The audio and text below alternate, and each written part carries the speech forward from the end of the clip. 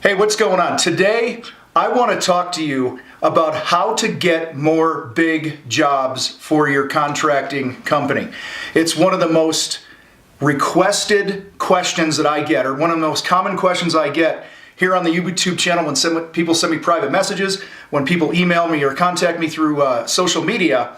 It's like, Tom, how can I get more big jobs for my business? And so we're going to dig into that in the next couple minutes. Stay tuned.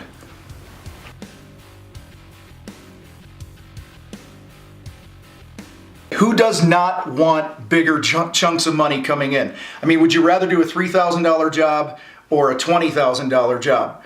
Most of us would say we'd rather do the $20,000 job. Okay, but here's the thing. Big jobs don't always equal bigger money, bigger profits, and things like that. Oftentimes they can cause more headaches than what you're really bargaining for when you get those big jobs. So I'm going to answer the question that this whole video is about. How do you get bigger jobs for your contracting business?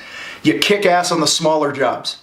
You go in at a $5,000 job at a higher profit, and then while you're there, deliver an amazing experience that in turn is going to want them to have you come back. They're going to refer you to their friends and their neighbors or their colleagues. Okay? And while you're there on that job, when you learn how to upsell, they're going to give you more money.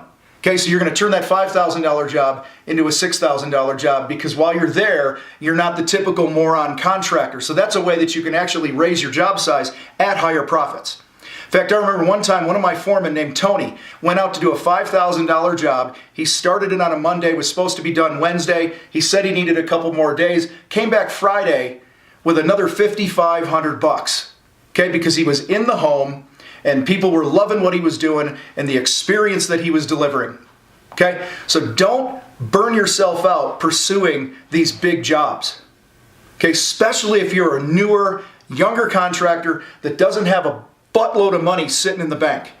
Because you're financing the job. So here's the deal. When somebody says, come paint my $50,000 project, you're fronting every bit of the money, most of it, unless you're getting a massive deposit up front. You're fronting the money. You're the bank. What happens if they default? What happens if they choose to not pay you on time? Now you're scrambling. That stuff used to happen to me all the time when I was a brand new painting contractor. I remember calling my bookkeeper Gina, or she called me one day, and it was a Wednesday, and she said to me, hey, just so you know, we got $2,500 in the bank account and you need 40 grand by Friday to cover payroll.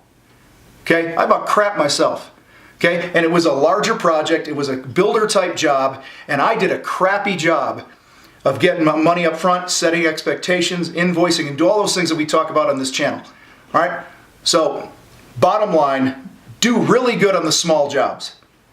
And every time you prove yourself in the small job and you bring it in profitably with a great experience, you make the case for doing another job that's a little bigger and another job that's a little bigger. This is part of the process as you're fighting the contractor fight. We'll see you guys next time.